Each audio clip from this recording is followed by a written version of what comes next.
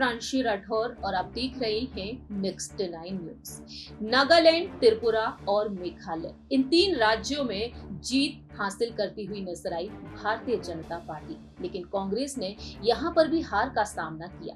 वहीं दूसरी ही तरफ देखा जाए तो इस साल के अंत तक में अभी 6 राज्यों में विधानसभा चुनाव होना बाकी है। इन्हीं में से एक है मध्य प्रदेश राज्य। मध्य प्रदेश में इस साल के अंत में विधानसभा चुनाव हो सकते हैं। भारतीय जनता पार्टी को लेकर यहाँ पर दावे ये किए जा रहे हैं। अंदरूनी सूत्रों के मुताबिक जो दावे किए गए हैं वो ये है कि सीएम पद की दावेदारी के लिए एक बार फिर से मुख्यमंत्री शिवराज सिंह चौहान या फिर प्रदेश अध्यक्ष बीडी शर्मा को आगे किया जा सकता है।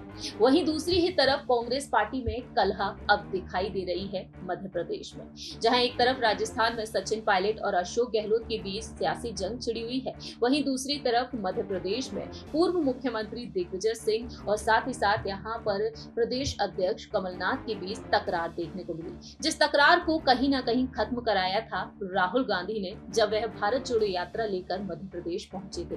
लेकिन अब देखा जाए तो एक बार फिर से यहाँ पर कलह बढ़ती हुई नजर आ रही है, क्योंकि सीएम फेस की दावेदारी को लेकर बार बार यहाँ पर कमलनाथ का नाम आगे किया जा रहा था, लेकिन अब कमलनाथ की मुश्किलें बढ़ती हुई नजर आ रही है। कांग्रेस का जो राष्ट्रीय महाधिवेशन हुआ उसको लेकर दावे ये किए गए कि कमलनाथ को यहाँ पर आगे किया जाएगा, उनके नाम पर मोहर लगा दी जाएगी, लेकिन ऐसा नहीं हुआ। अब देखा जाए तो कमलनाथ की मुश्किलें यहाँ पर बढ़ चुकी हैं। दरअसल आपको बता दें कि अब कमलनाथ के सीएम चेहरे को लेकर एक बार फिर से कलह उभर कर सामने आ रही है।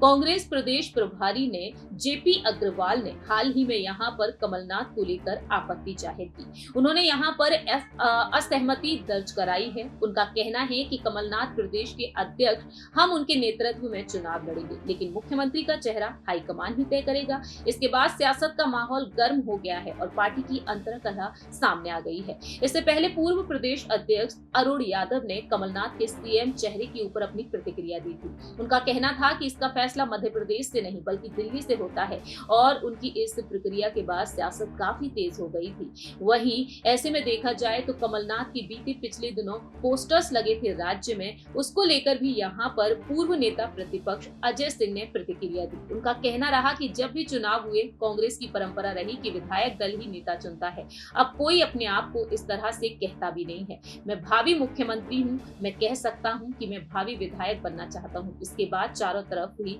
चर्चाएं होने लगी। तो अब देखा जाए यहाँ पर क्या वाकई में सीएम फेस के लिए कमलनाथ को ही आगे किया जाएगा? क्या वाकई में यहाँ पर कमलनाथ के चेहरे पर मुहर लगाते हुए नजर आएंगे अध्यक्ष मल्लिकार्जुन खड़गे, आलाकमान सोनिया गांधी, राष्ट्रीय महासचिव प्रियंका गांधी वाड्रा और पूर्व अध्यक्ष रहे वायनाड से सांसद रहे राहुल गांधी? ये वक्त के साथ साथ ही पता चलेगा। वहीं दूसरी ही तरफ बीजेपी में यहाँ पर ज्योतिरादित्य सिंधिया चर्चा का विषय बने हुए हैं। सिंधिया एक ऐसी कड़ी बताए जाते हैं जो बीजेपी में अगर आए तो बीजेपी को जीत दिलाई, कांग्रेस में रहे तो कांग्रेस को उन्होंने जीत दिलाई थी। तो यहाँ पर सीएम फेस की दावेदारी के लिए सिंधिया को आगे किया जाना चाहिए, ये मांग लगातार उठ रही है। अब वक्त के साथ साथ ही पता चलेगा क्या वाकई में अगर ज्योतिरादित्य सिंधिया को यहाँ से आगे किया जाता है तो कमलनाथ को अगर आगे किया जाता है कांग्रेस की तरफ से तो क्या वह चुनौती दे पाएंगे या फिर नहीं, ये वक्त के साथ साथ ही पता चलेगा। फिलहाल तो ग्वालियर चंबल संभाग जो गढ़ है सिंधिया का, वो निशाने पर है कांग्रेस पार्टी की। इस खास रिपोर्ट में इतना ही। बाकी की तमाम अपडेट्स के लिए आप देखते रहिए नेक्स्ट 9 न्यूज।